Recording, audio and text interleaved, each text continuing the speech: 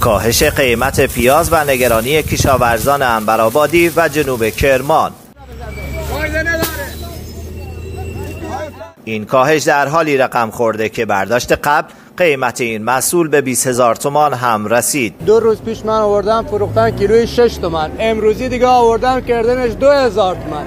وقتی الان دلال میاد از 6 تومن میکشنش 2,000 تومن، چیکار کنم؟ مجبورم بریزمش زمین. الان تو میدونای تهران، اصفهان هر جا نگاه کنی ماشین ما فرستادین 2 روز 3 روز خوابیده اونجا زیر بار، تخلیه‌اش نکردن، یعنی کرایه بنز هم نمیشه دیگه. من از این 5-6 هکتار داره همش مونده تو زمینه، همش داره خراب میشه. تازه را چکا ماشتم خدا اجرا برم زندانه به خاطر پیاز.